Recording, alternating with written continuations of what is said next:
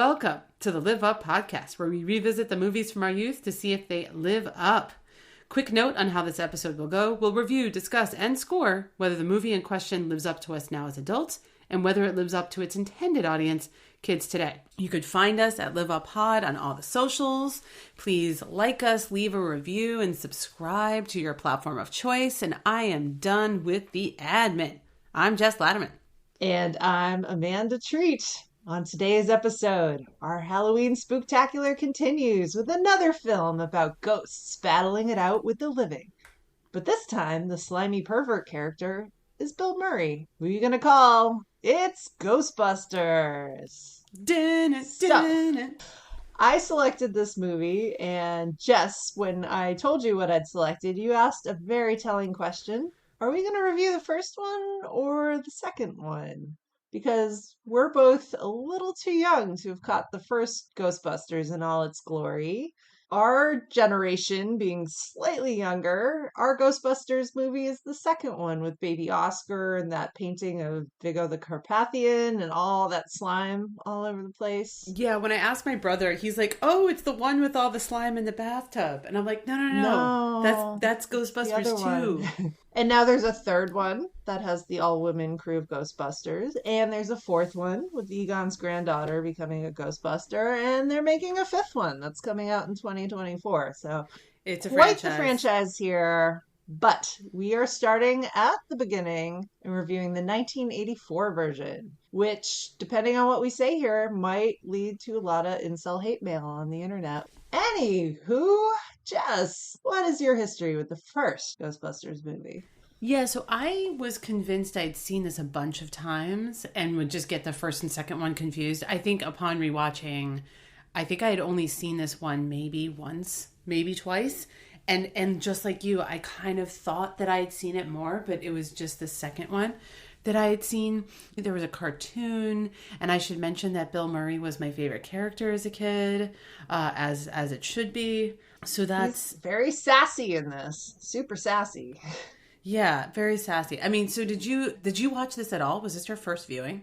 No, I'd seen it, but I don't know when. I don't know how many times. Probably only just once, but then saw clips of it scattered around. I mean, so many of these scenes are iconic. You know, your Stay Puft Marshmallow Man storming the city.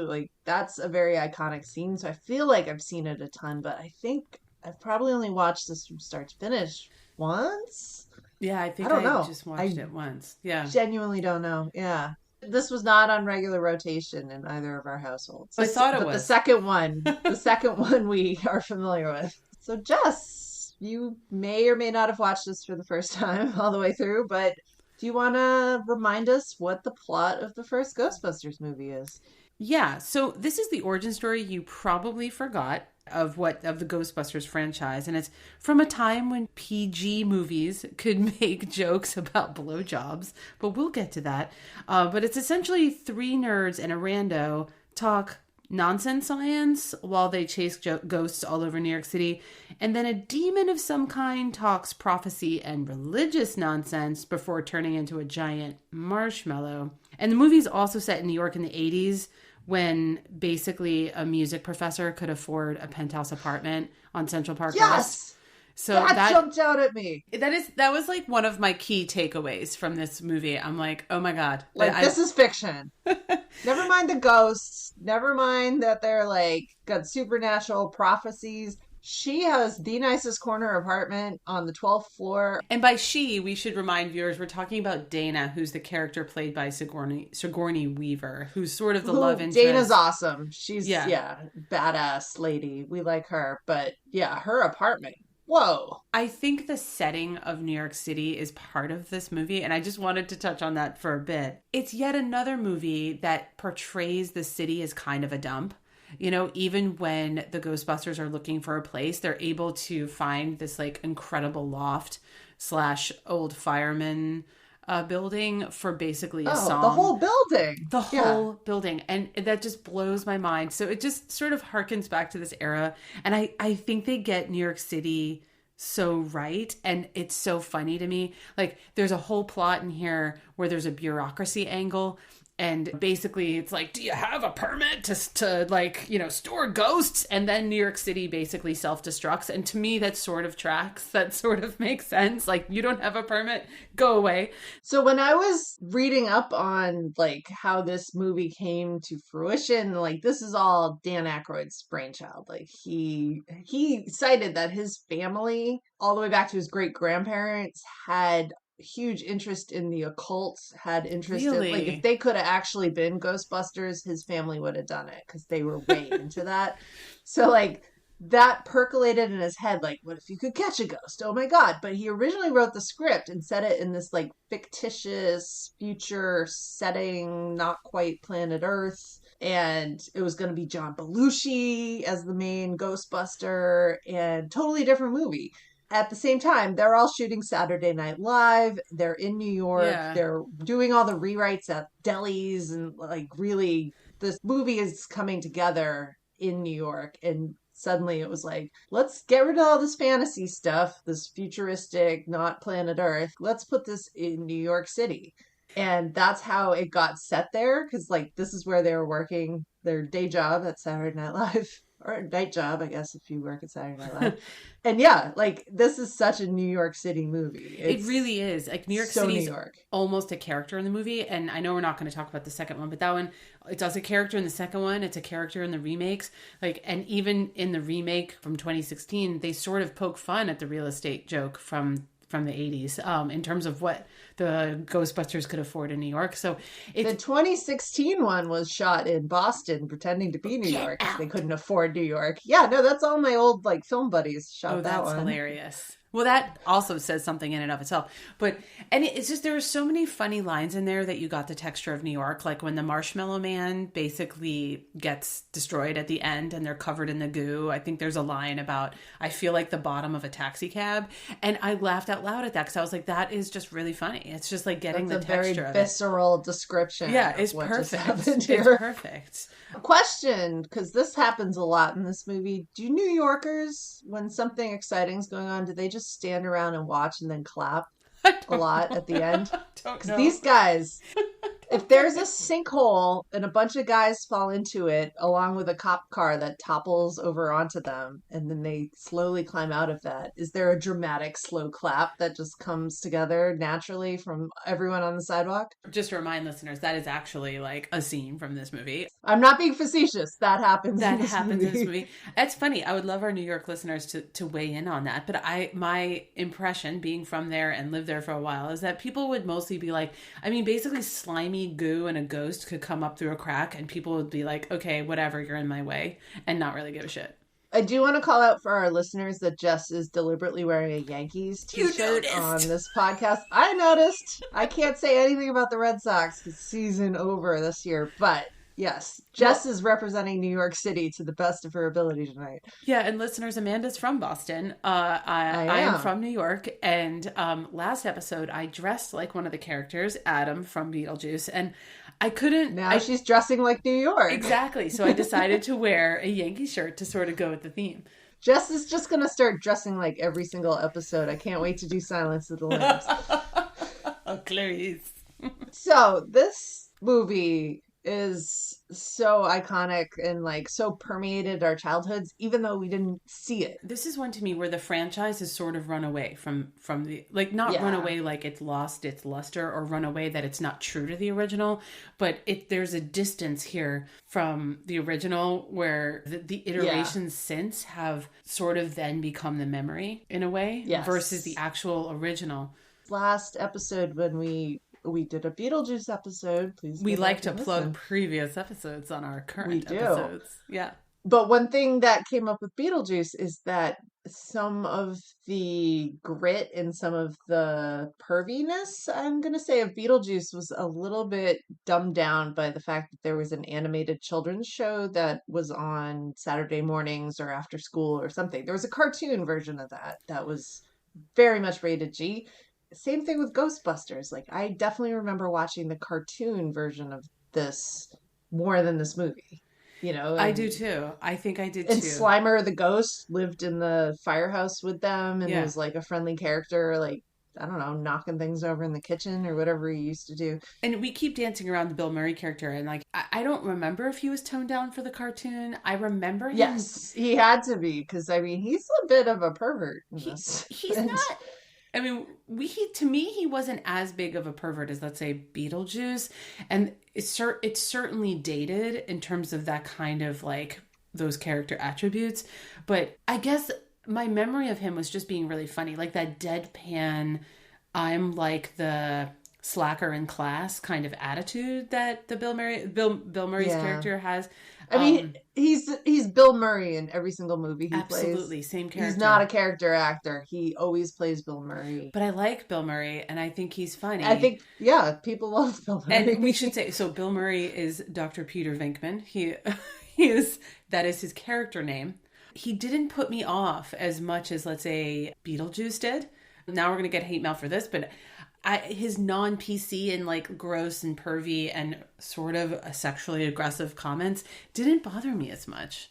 I don't know. Interesting. I think it would bother kids or even 20-somethings now. I think it would just be, it's not like over the line, but it's just sort of not said now. Like some of the things he says is like, he's just so aggressively, clearly when he's a professor and he wants to like impress the pretty grad student that he's bringing in for an experiment. Well, so he's experimenting on two of his students, and they're being paid $5 for their efforts, but he's clearly trying to pick up the blonde co-ed, and he's torturing the male student with shocks. Which is hilarious. And absolutely rigging the whole experiment. Like, they're not proving anything. He's really just trying to make the blonde go out on a date with him.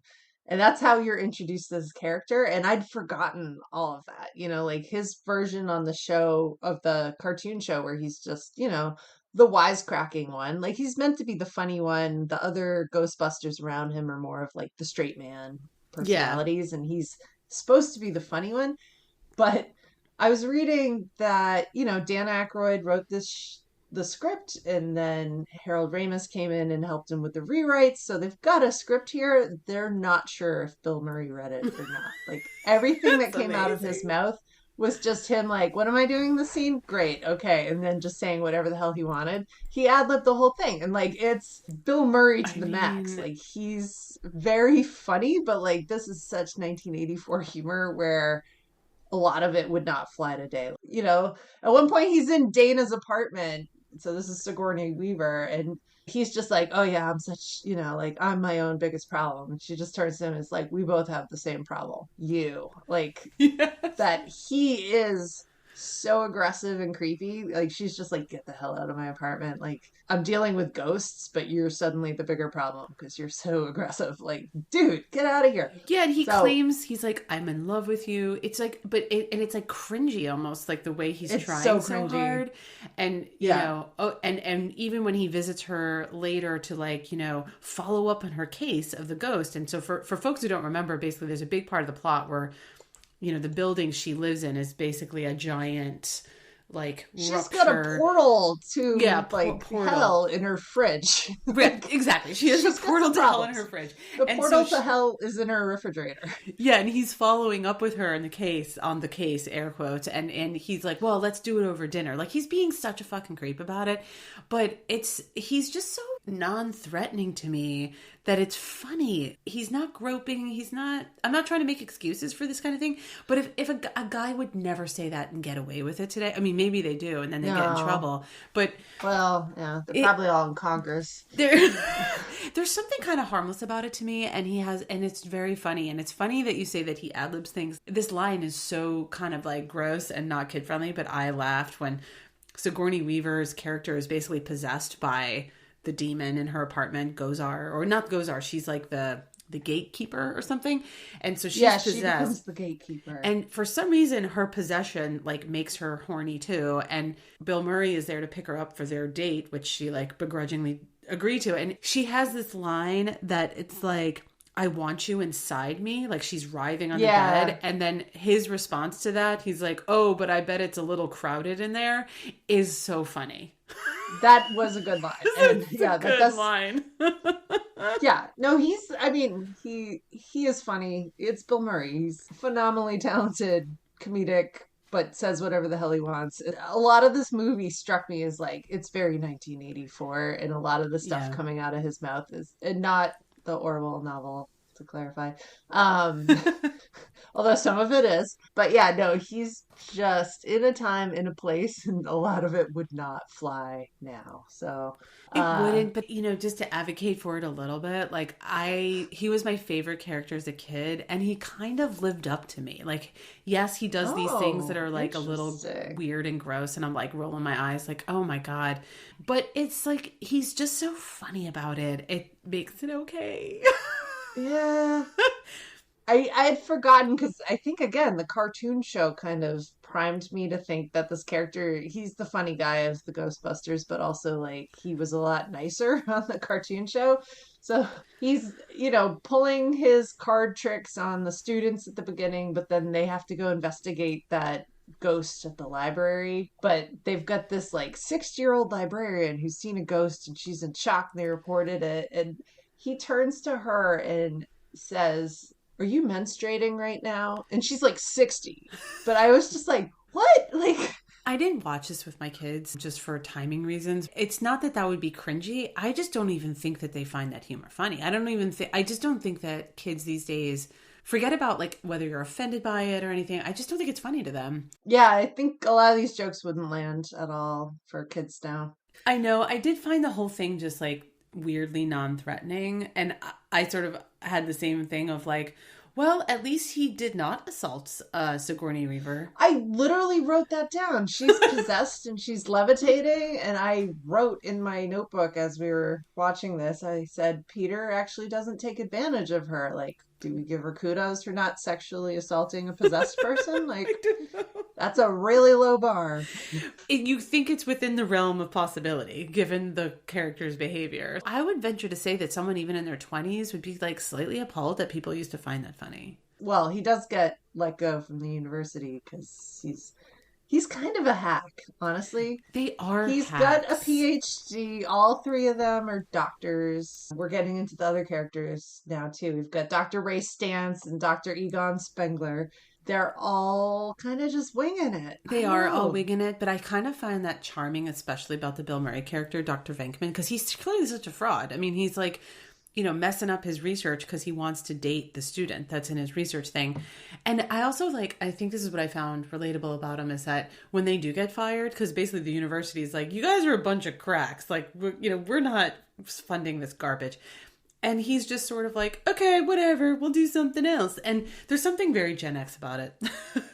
As they were getting fired, it was clearly like, oh, look at this like tightwad dean, this academic, administrative type. But in my adult head, I was like, oh, God, yeah, they're fired. Like, they are the The worst. worst. You wouldn't And want to be paying them, like, no. to interact with your students and try to date them. Like, ah. So let's get to one of the other total hacks. All right. So we also have Dr. Ray Stantz, played by Dan Aykroyd, who is the writer of the script. We also have Harold Ramis as Dr. Egon Spengler, the other co-writer, which this originally did not have the Harold Ramis character in it, but when he came in to do the rewrite, he just wrote himself right into the movie. So I'm kind of like, kudos to him. Like, you've got two, they're more the straight men. I think the Dan Aykroyd character is a little more naive. Like, he's just got this very like childish, almost Yes. adorable quality to him. Like, he Yes. gets really excited about the fire pole when they go to look at the firehouse. Yes, he's Like, oh, like, when are we getting this place? It's got a fire pole. and I remember liking him as a kid too, and I actually even thought when I was rewatching this, I'm like, oh, I guess I liked him as a kid because he's very childlike. He's very kid-like. Like he gets excited Yeah. about fire poles and he nerds out on basically what I'm going to call total nonsense word science. Like it's total word Yeah. salad. All the science he and like Egon are spouting at each other. Like it makes no fucking sense. Yeah. They're very similar characters. They're the nerds. They're not as funny because Bill Murray's character is, Yeah, I mean, we're they're all looking at charming him. nerds. I find them to be They're very supporting. charming. They're the supporting nerds.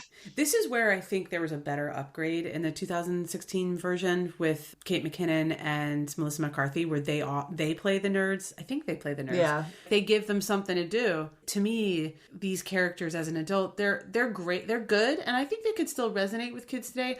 They just fell a little flat. Like, I think their humor was just a little not really even there. It was like a little stale.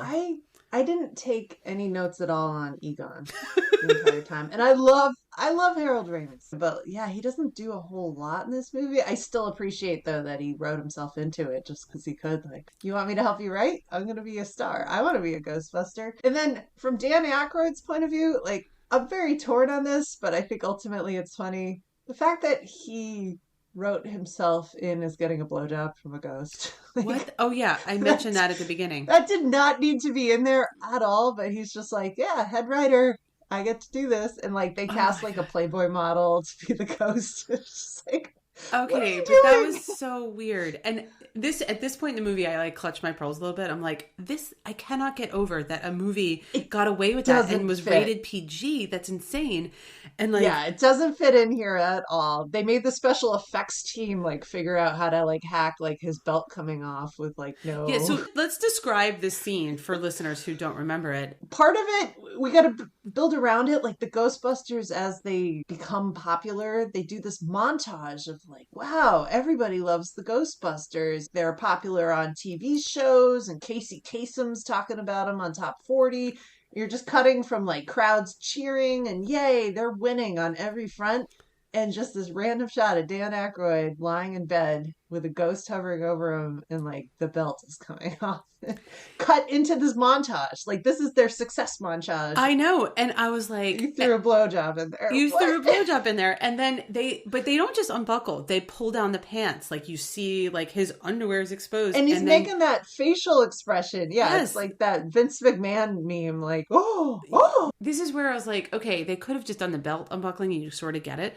But it's also just like kind of weird. It had nothing to do with anything. And it doesn't fit.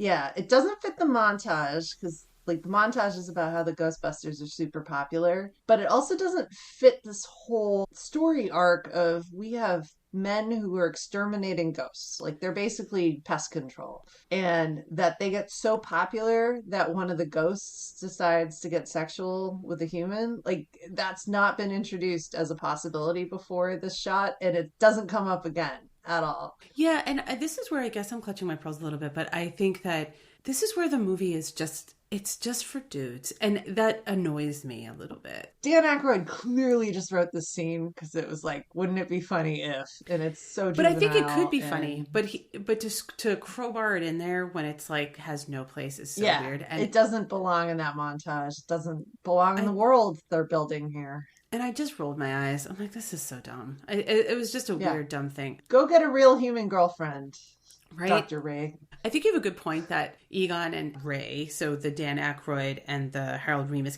characters are pretty much the same character. The one funny thing, because the Harold Ramis' character, Egon, is a little bit more science nerdy and talks a little bit more science nonsense. And what I didn't remember from Ghostbusters, but I kind of find it funny as an adult, is that like the whole logistics of not just catching the ghosts and busting them, but storing the ghosts is like a whole logistical thing that is actually talked about in the movie and part of the plot. To the point where you get like New York City bureaucracy, you don't have a permit for this kind of thing. And I found that to be kind of funny. Like just the idea of that there might be a bureaucracy around storing ghosts is funny. Yeah, you don't have a permit. Right. So there's these earlier drafts that just Dan Aykroyd did. As they changed it to New York City instead of this fantasy land where it was originally set, one of the older drafts had that instead of storing the ghosts in the firehouse in a containment unit, they had found an abandoned gas station in New Jersey. And That's they were funny. Storing the ghosts down there, and that was like a sort of purgatory for ghosts from New York were being sent to a gas station in New Jersey. And because New Jersey has those laws where you can't pump your own gas, are they like... Yeah, you'd never know if there are ghosts under the gas station. That's amazing. So yeah, there's like some interesting riffs, and like a lot of them, still good ideas, but they threw out because it was like, that's not feasible to shoot. We're under like a time crunch here. Because they also were going to have a bunch of like dead celebrity ghosts floating around at one point, and it was just like, how do we even shoot that? They're using so many practical effects, and they're using.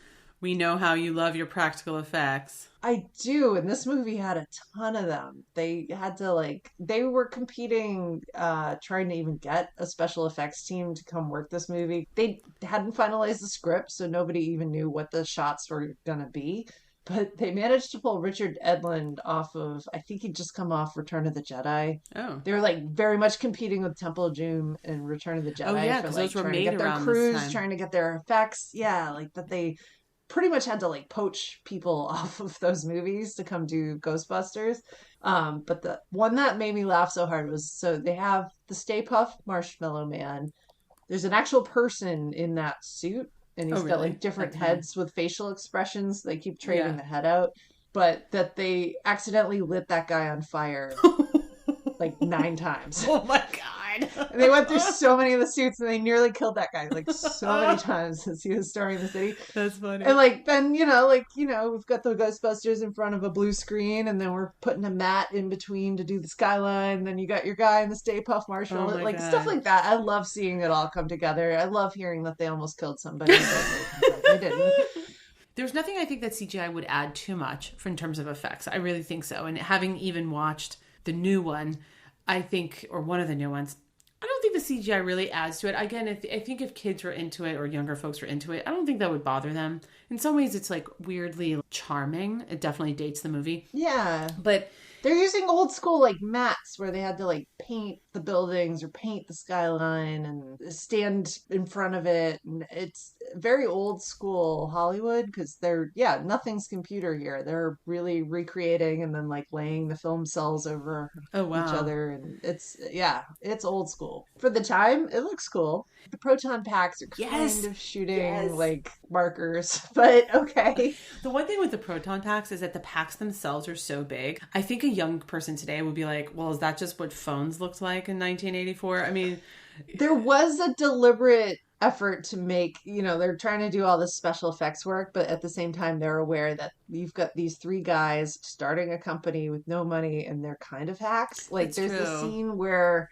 I think it's Rick Moranis' character. They're like testing him and they basically have like a metal colander on his head. Oh my God, I found that to be so funny. Yeah, so like stuff like that where if you have 3 guys who are just kind of hacking it, it would be a metal colander with some wires coming out of it. It would not look professional. It would not look cool. It would look clunky. So I think the same thing with the proton packs. Like, it does look kind of like a vacuum cleaner or like a pesticide spray bottle. Or it's not smooth looking, but it's not supposed to be. So I give them a pass on that. Like, I think they do look dumb, but they're supposed to. That makes sense. We have one more Ghostbuster to talk about here. Do. Although, rewatching this, I have a lot of thoughts. Like, from the top, love Ernie Hudson, love him as a Ghostbuster. And he plays Winston. Fantastic. Yeah. He plays Winston. This character feels like an afterthought. Yeah. Like, they don't explain why they're hiring a 4th Ghostbuster. He just shows up for a job interview. They don't even talk to him. They just go, okay, cool. There's no character development. There's no backstory. There's no reason for him to be there other than maybe it looks cool to have a 4th person standing there with his proton pack. But yeah, it just feels like this throwaway, half-developed character that came in. And I wrote this down. It just felt like somebody, as they were like writing the script, somebody gave them a note that was like, you can't have 3 white guys. This is too white. So here, wedge another character in there and be more representative. Like, that's what it feels like. His character gets developed in the second one a little bit better, but like, oh my God, he has nothing to do. They don't give him anything to do in this movie. So I totally agree. It's not necessarily someone slipping a note saying, hey, this is too white. I think this is just what unfortunately happened to a lot of Black actors and Black characters, is that they're just like, well, we need a 4th, so let's fill that slot with a person of color. I think that does happen a lot, and this happens for gay characters too. Like, well, let's just put them in there and like, and make it more diverse. Just wedge a random and actor in there. Like, what? Yeah, they don't really give him much to do at all, and Ernie Hudson is in a million things. I mean, he still has he's like a huge career. So good. Yeah. But you could see the range of what he could do, and they gave him nothing to do in this movie. Like he's barely there. I was like offended at the end that they started scrolling the credits and list all three of the Ghostbusters, and then you go through like 20 people. He's credited in the end below Walter Peck, who played the EPA guy. Like you go through all these like this, and Ernie Hudson, and it's not an and Ernie Hudson. It's just like Ernie Hudson, and then on to like the old woman who played the ghost in the library. He's not given any credit or respect, I feel like, and he's one of the Ghostbusters. He's one of the Ghostbusters, God, but put him up there. I think this is just a relic of the time. I'm not giving it an excuse, but I think it does take away from the movie because it's like that you don't give that person something to do, to be funny, to move the plot. He doesn't have anything to do, and I think he has no impact. He doesn't save the day. He doesn't have he gets to yell "I love this town" at the end of the movie, and you're just like, why would he say that at this exact moment? I don't know. It's just not thought through clearly. It isn't. It bothered me, but I was sort of like, what a waste of talent. And then, again, just referencing the 2016 version, which I just watched last night, that clearly his character, or that fourth Ghostbuster that they hire halfway through the movie, is Leslie Jones, who is, in my opinion, one of the 2016 version. In the 2016 version. And to me, she's like one of the most talented comedians out there. They give her a lot more to do in that movie, and they made it make sense. She's dynamic in that. Yeah, and they made it make sense as to why they needed help or why she would be helpful, and in terms of filling out their roster. And so that is just, I thought, a good update on that character for that, remake. But it just fell flat, and it was unfortunate for the original one. This is where the original sort of fades. And they're... Yeah, no, because you've got Bill Murray's the funny one, and then you got two guys of the nerdy ones, and then you got the other guy. That's the dynamic. Oh my God. He's not the heart, he's not the brains, he's not the, I'm going all Wizard of Oz here. He's not. Does he any have of those... courage, Amanda? I mean, sure, but not more I was or going less with than Wizard the rest of of them. Yeah. Yeah, no, I follow. He's just not given anything to do. Yeah, so we've talked about the Sigourney Weaver character who plays Dana, but we've got to talk a little more about her awesome apartment and her amazing 1980s hair. Amazing. Her hair is phenomenal. She is so rocking the 80s. So she seems like this character Dana is just walking through life getting hit on relentlessly by annoying men. I think this is her life suffering. This character was originally written into the script as a model. So it's all right, you can see all these vapid men hitting on her for her looks. But Sigourney Weaver came in and was like, no, this character's not a model. She's a musician. She's a very independent woman. She sticks up for herself. So Sigourney brought the Sigourney to this character. Oh, and it's fantastic. Absolutely. And she's great in it. She's rocking the big ass 80s hair. And I actually think she's a little no nonsense. I mean, I'm just the whole time though, I was like, oh my God, this character just has to deal with garbage men all the time. Rick Moranis is especially annoying and creepy, and then Bill Murray, who I don't find as creepy as you. And then she's got friggin' Gate to Hell in her refrigerator, so she's just putting up with way more than she needs. But here's a question, Amanda: would you be okay with a gateway to hell in your fridge if you got to live in a penthouse on Central Park West? Just asking. I mean, as long as it's in the listing, so my expectations are managed. It's in the co-op bylaws. Yeah, as long as there's, they're calling it out. Maybe there's a photo of it in the listing. This was the best apartment I've ever seen anyone living in New York. It's so nice. That was so my takeaway. It was this is such a nice 22nd floor corner apartment with windows overlooking the entire city. And she blows a giant hole through the wall at one point, and what a view! What a view! And and that some Saudi prince lives in an apartment like that. Yeah, and so 1980s too. It's got the floral couches and just the wall-to-wall carpeting, and but you could 80s that shit up and have a demon in your fridge, and still, I was like, this apartment's a great apartment. So yeah. So I watched this movie with my husband, actually decided to sit through one of the movies we chose for once. Yeah. He pops in and out and makes snide comments about Jessica Rabbit or whatever, but he sat through Ghostbusters with me. And the first scene in her apartment, we're both oogling, like, wow, what a view. Like, yeah, there's a gate to hell, but whatever. And he was noticing when she unpacks her groceries, because she's got some literally deviled eggs that are exploding all over. Yeah. But she's got a big bag of marshmallows. And my husband Jeremy Oh. turned to me and he's like, this is like Chekhov's gun, but Stay Puffed Marshmallows version. Oh my Like, God, that's so if you've funny. got Stay Puffed Marshmallows in the first act, you're going to have to kill the Stay Puffed Oh Marshmallows my at the God. end of the movie. I did not. Good job, Jeremy. That's And then his follow-up comment, he was like, I don't think it's practical that she would be buying just a giant bag of marshmallows. Like, there needs to be an explanation for what she's cooking with that, because she seems like she has good taste. yeah. Stay Puft Marshmallows are not good taste. That's hilarious. Yeah, you're right. But you know, they kind of Yeah. are. They're delicious. What I liked about her character is that she does move the plot. She's not just a pretty face. She's not just a love interest. She's not a pushover. She notices that the shit's going down in her fridge, and so she contacts the Ghostbusters. She's their first client, and so client in air quotes. You know, so she has some agency. She does brush off Bill Murray's character a bit, but then agrees to go on a date with him because I think, you know, she seemed That genuinely part- charmed. It didn't bother me. Like, that part, I felt like she came around too quickly, because he is genuinely creeping her out the first time he comes into her apartment. Like, she can't get him out of there quick enough. She was so close to hitting him with a frying pan in that first scene.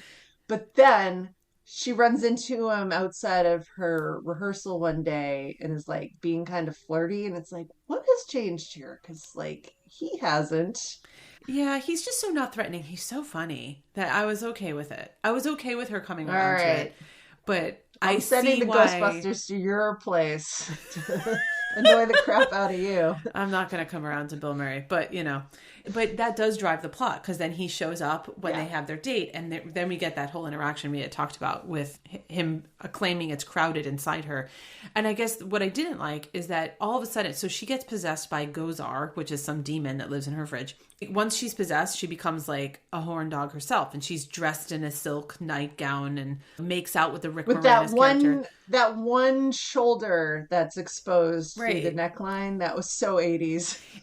But it also read to me as like teenage boy fever dream, which I realize there's a whole cottage industry for that, but I don't really like it.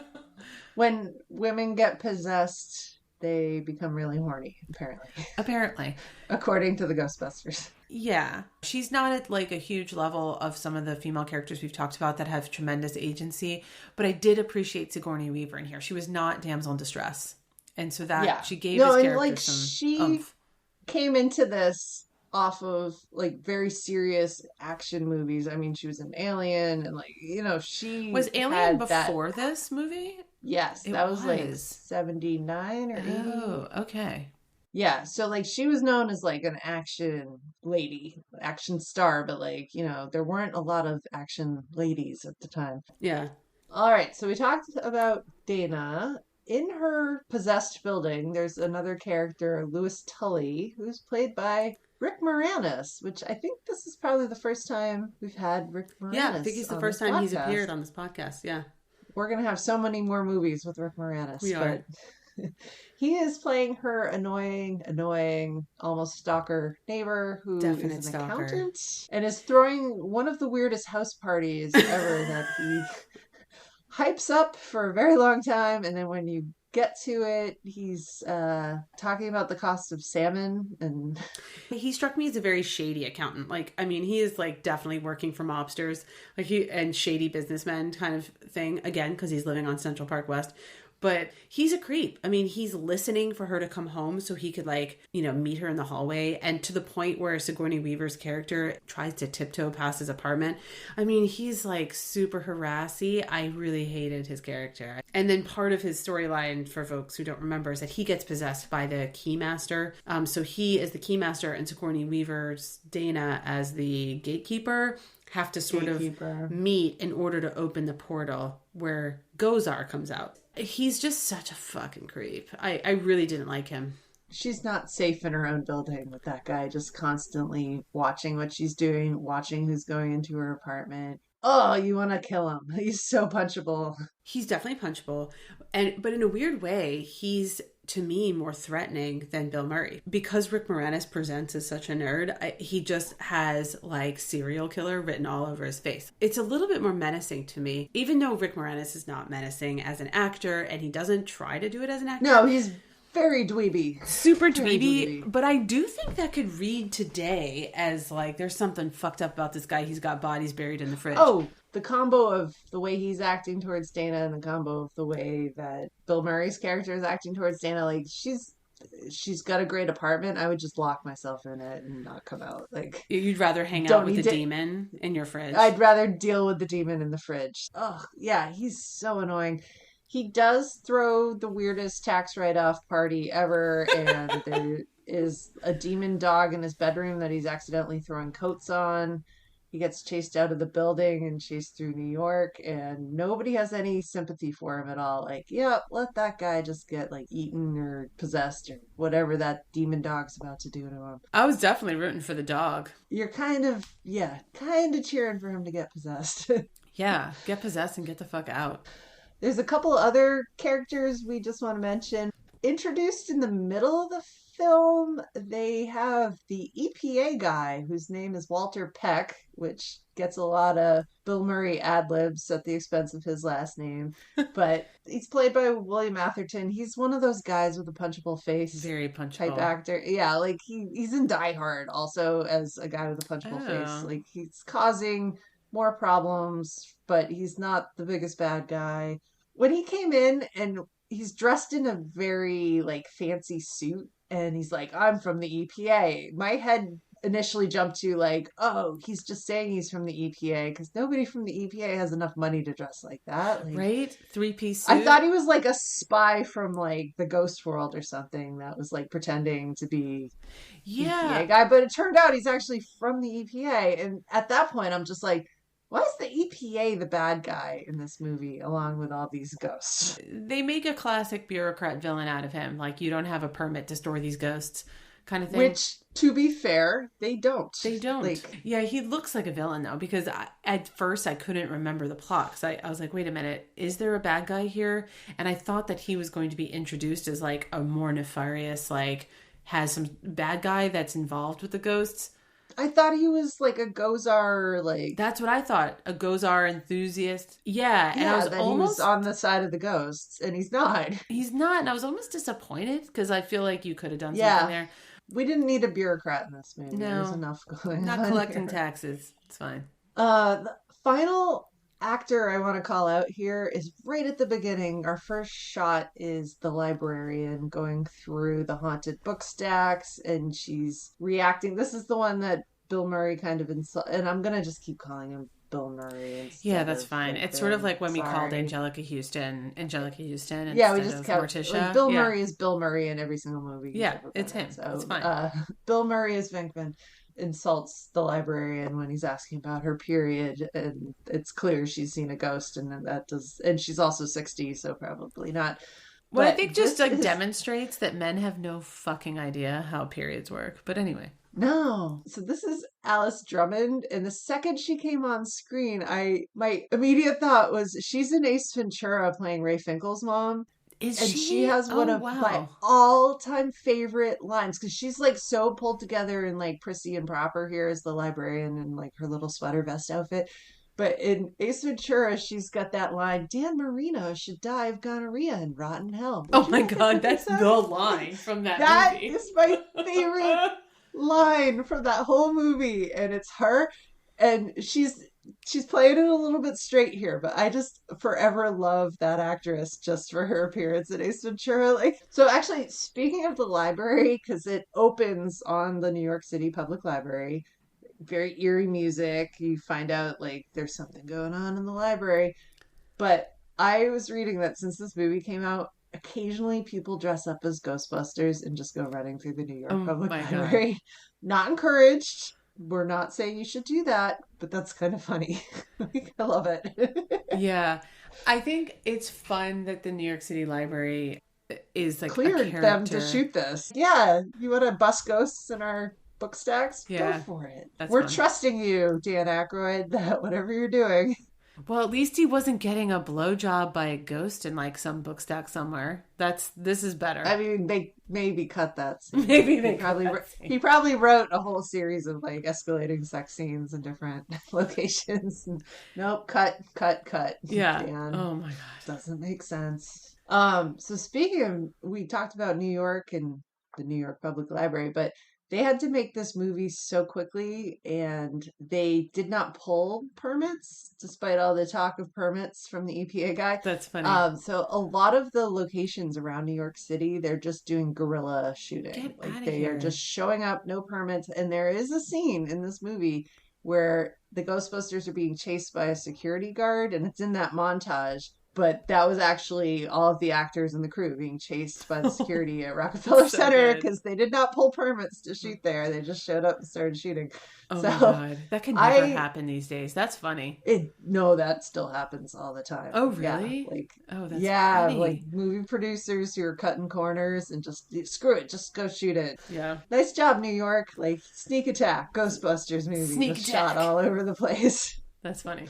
So we always talk about things that are kind of cringy. Do you have some things that suck and or are cringy that we haven't already talked about? So one thing that annoyed me, again, I just rolled my eyes, is that at the end scene, the Ghostbusters, so Gozar comes out of the gate, which is unlocked by the Sigourney Weaver and Rick Moranis character as the gatekeeper and keymaster, whatever they're called. So Gozar, the great demon, comes out, and they're basically, the Ghostbusters, express their disappointment, it seems, in the fact that this all-powerful demon is a woman. Like, they literally say that. Like, they didn't expect it to be a woman, given how powerful and evil it was. I mean, I'm shocked Bill Murray's character wasn't hitting on it, even though it does sound like Gollum when it starts talking. Yeah. So I thought that was pretty They're a cringe. bunch of bros a lot of the time. Like, this is a movie for adolescent boys. Like, that's the target audience. Ew, it's a girl demon. Ew, it's a girl demon, and that would not land today. It didn't land with me No. watching it. And I don't think I noticed it as a kid, but I did not Yeah. like that. And I guess I've been clutching In my the pearls fourth here. one, they kind of recreated the whole aesthetic of that. They're doing the Keymaster and Yeah. the Gatekeeper, and it's Olivia Wilde playing Gozar in the Oh, that's fourth fun. one. But yeah, none of the commentary. It's just like, oh, hey, Gozar's back. This is what Gozar looks like. I found that cringy. I think some of the jokes Yeah. are dated, not just in a gender way, but there's a lot of jokes. There was jokes about Elvis that it's just dated. I do think my kids would like the new iterations, but I'm fairly certain this movie wouldn't resonate just because the humor is a little dated. So not Yeah. that they would be offended. I just don't think that they would get why it's funny. I don't know. And the religious nonsense. So there's a bunch of religious Yeah, they nonsense. get very religious in the end of this film. Yeah, there's like some scripture quoted randomly. Not that I'm offended by the religion. It just came out of nowhere. Well, and it doesn't go anywhere. It doesn't go anywhere. They give it to Winston to give some of those lines, like, They because do. they don't let Winston do anything. And a bishop shows up in the mayor's office. Yeah, there's a bishop, and then there's like Orthodox Jews outside the final battle scene, like praying. So I found that part to be funny because, the religious crazies, or not that rabbis are crazy, but you get sort of that component when something unexplainable happens to be I a little just want funny. to clarify too that Jess is Jewish and I am not, so she can make comments about what the role of an Orthodox Jewish person is outside of a bunch of Ghostbusters attacking a portal. Like that, there is a time and a place for that. So carry on. But anytime there's like some sort of supernatural thing, like the religious people come out to like kind of try to explain it. But I found the guess religious that's part to right. just be weird. I felt like if they were gonna go that direction, they should have been teasing that out earlier in the movie. Like Yeah. it does come on very suddenly. It does, and it's like I feel like they watched Raiders of the Lost Ark and decided they needed some to ground in some sort of religion, and I'd say Indiana Jones does it better. I always call out like product placement, and this is a very 1980s thing, and like it just is what it is. I guess I can't call it cringy because it's in all these movies, but like they're sitting around drinking Budweiser, eating Cheez-Its in multiple scenes. And there's just, like turn the tab soda the proper direction. And it's just all over the place. But yeah, the product placement just distracts me. The very 80s like obsession with money. Everything they're doing, they got to cite like how much the bill is, how much it costs, like what the interest percentage is on like the But loan they took out. I thought that was funny. Winston cites it isn't like it seemed like a lot of just citing financial statistics, and like the Rick Moranis character is an accountant, so like yeah, he's rattling off a whole bunch of financial But I think stuff. he's also a serial killer, so whatever. He probably was, but Yeah. like he's doing it at the most efficient cost ratio that he can come up with. But yeah. it's 80s, but it's not even like, I don't even get it. Was it funny at the time? It was just sort of weird. That was a little bit cringy. And then finally, the amount of destruction that they cause versus what they're actually accomplishing. Oh my God. They were like destroying entire buildings to get a ghost. I mean, you called this out for Indiana Jones, the way like he's supposed to be saving the antiquities and he's like busting through the side of a pyramid. Like every time they go into a ghost busting situation, they end up like lighting the entire building on fire. I know. Total to catch a self-destruction. ghost that probably wasn't doing anything. Like in the library, the ghosts literally shush them because they're reading books. Like they're citing like, oh, we've built these proton packs and that they're basically like mini nuclear bombs that they're bringing into all these situations. Like they're so much more destructive than anything they're fighting. Even in the Slimer- hotel, they basically Yeah, destroy. Slimer doesn't need that. Yeah, like that ghost is just eating things and being gross, and that ghost does make an appearance in future movies, but it's And the cartoon show. He lived at that's the right, firehouse that's with right. him. But Slimer. they basically destroy an entire floor of a hotel to get at this ghost, and there's something funny about that, but it's also just like what? Yeah, you're just like in this ornate hotel burning holes in the wall. You nearly kill the housekeeper. Like, I know, you nearly what are you doing? shoot at her. Like, it's so weird. Yeah. You guys should be regulated by the EPA because you're just burning things left and right. Like, Yeah, you're a bunch of hack scientists running around with nuclear bombs on your back. not OSHA safe at all. Do you want to talk about things that are awesome about Ghostbusters? That was a really extensive cringe list. It was, yeah. Let's balance it out. Let's balance it. Yeah, so what was awesome about it, Amanda?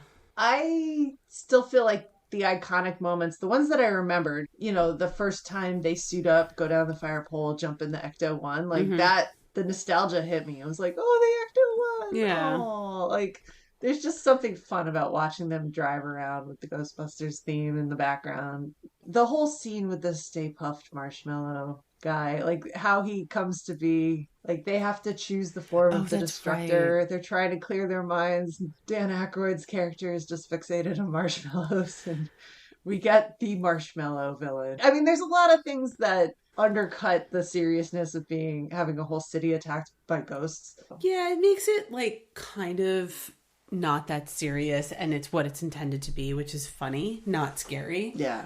But I also, for me, what was awesome was still Bill Murray. I mean, again, I know we've covered this ground, but I still found him to be so funny that I was enjoying his character again. And I guess I have an affection and nostalgia for the franchise. So some of the iconic things I do like. Almost my nostalgia for it is better than what it actually is. And maybe that's just how nostalgia works, but... Yeah, you're giving a lot of credit to something you remember as being awesome. It's like, it gets that bump, the nostalgia bump. One other thing I thought was funny, so they shoot their terrible commercials. Oh my God, those like are funny. Local. But that their catchphrase from the commercials that they carry into the second movie is all four of them looking in the camera and saying, "We're ready to believe you," which sounds so non-committal. It does.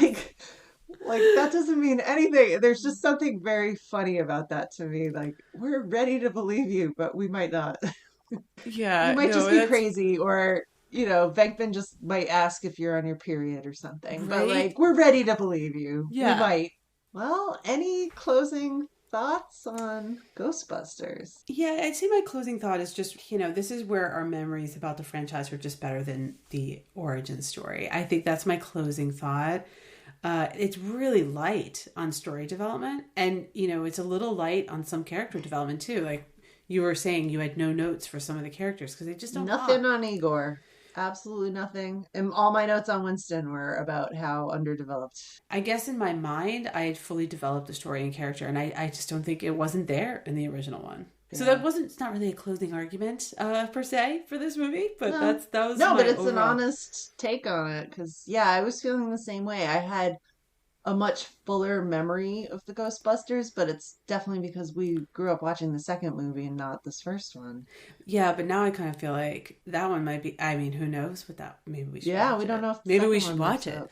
up. So any other closing thought for you? Well, so this isn't nostalgia, but just a childhood memory of mine. I had a friend, a guy, who had an older brother, and he used to describe to me how when he and his brother were probably like, 4 and 6 years old, that they would pee in the toilet at the same time and yell, "Don't cross the streams." Oh, that's.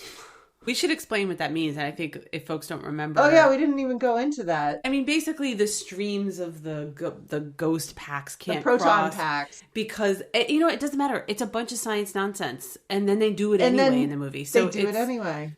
it's sort of like they can't cross the stream of their proton packs, which I just sound like an idiot saying this, but that's it. But at least you're not peeing in a toilet with a 4-year-old and a 6-year-old yelling, Yeah, "Don't cross the stream." that's actually really funny though. You could yell, "Don't cross the stream" at an appropriate moment, and people would laugh and know exactly what you're referencing. Yeah, and you could even yell who you're going to call. And I think anyone over a certain age, and maybe younger people now who've seen the new one, and the answer to that is Ghostbusters. And you don't even it's have to be talking about ghosts. So there is a cultural language around this that still exists. And I think that's, Yeah.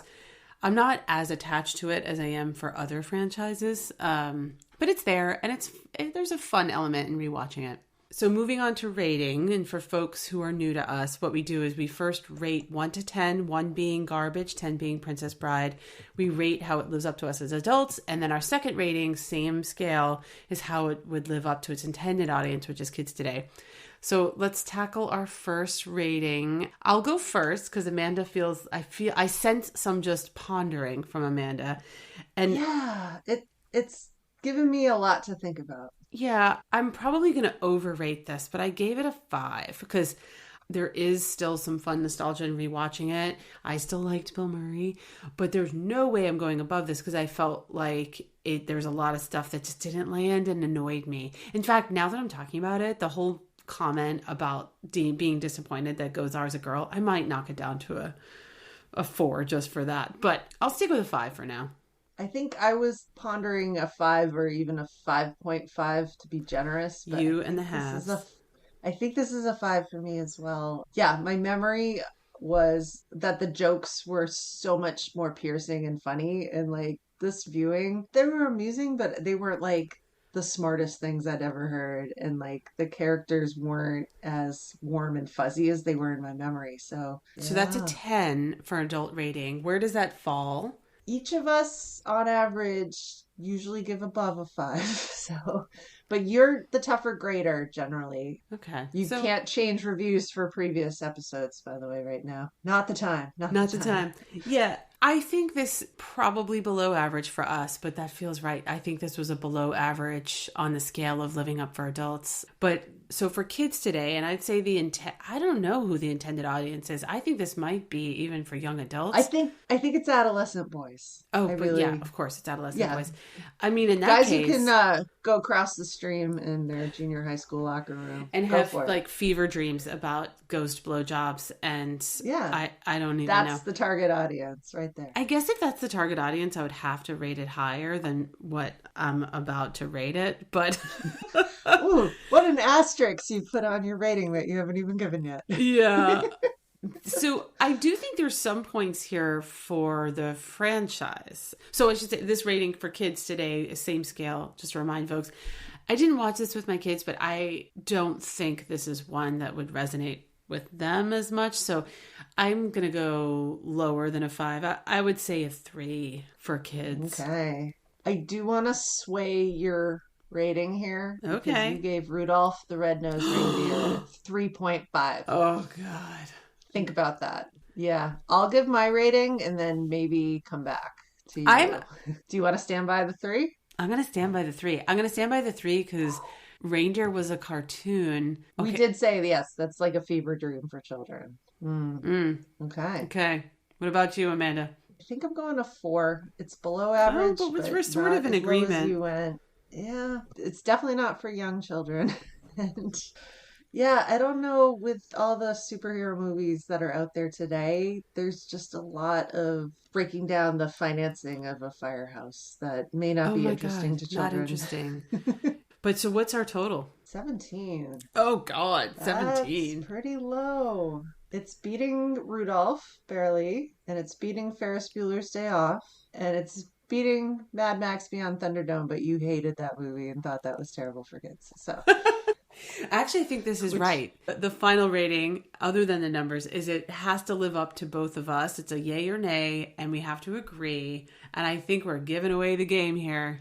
What is it, Amanda? on the count of A three, count of 3. both of us. Ready? Okay. 1, 2, 3. No. Yeah, I wanted this one to live up. I did, and I was surprised at how little it did. And partly because I was surprised at what movie I was watching, because of which one. It was like Ghostbusters 1 versus 2. But it's just too dated. I mean, it might be a fun rewatch, especially now around Halloween time for adults. I just wouldn't bother showing it to your kids. They're going to be like, why are you showing me this old man crap? I think it's good for nostalgia, but not good for an 8-year-old viewing this for the first time. All right. Oh, I don't think there's many teenage boys listening to us, but, for those listening who might disagree, or maybe they agree, let us know what you think at LiveUpPod on all the socials, or at LiveUpPod@gmail.com. Yeah, let us know what you think. We love feedback, except for the feedback of women suck. Then we don't love that feedback. I can't imagine Ghostbusters fans sending that kind of feedback to two women who are talking about Bill Murray in such a manner. That's okay. I'm not afraid of them. It's fine. She's not afraid of no trolls. Oh, that's so good. Try me, trolls. Just try me. But thanks for listening, everybody.